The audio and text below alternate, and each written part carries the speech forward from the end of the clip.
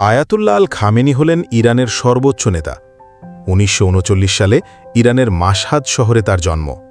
ছোটবেলা থেকেই তিনি ধর্মীয় শিক্ষা নিতে শুরু করেন এবং পরে কোম ও নাজাফের মতো শহরে গিয়ে উচ্চ শিক্ষা লাভ করেন। সেখানে তিনি বড় বড় আলেমদের কাছে ইসলাম, শিয়া ফিকহু এবং রাজনীতি সম্পর্কে জানেন। তার বয়স বাড়ার সাথে সাথে তিনি একজন শ্রদ্ধেয় ধর্মীয় পণ্ডিত হিসেবে পরিচিত হন এবং লোকে তাকে আয়াতুল্লাহ খামেনি বলতে শুরু করে। সেই সময় শাহ রাজার কঠোর শাসনে ইরানের ইসলামিক মূল্যবোধ নষ্ট হচ্ছিল।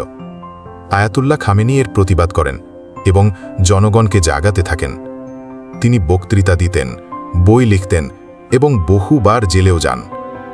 এভাবেই তিনি ইরানের ইসলামিক বিপ্লবের একজন গুরুত্বপূর্ণ ব্যক্তিত্ব হয়ে ওঠেন। ১৯৬৯ সালে যখন ইরানে ইসলামী প্রতিষ্ঠিত হয়, তখন আয়াতুল্লাহ খোমেনি দেশের সর্বোচ্চ নেতা ছিলেন। খোমেনির দক্ষতা ও বিশ্বস্ততা দেখে ১৯৮১ সালে তাকে রাষ্ট্রপতি বানান। এরপর ১৯৮৯ সালে খোমেনির আয়াতুল্লাহ আল খামেনি ইরানের সর্বোচ্চ নেতা হন এবং তখন থেকেই তিনি দেশের নেতৃত্ব দিয়ে আসছেন।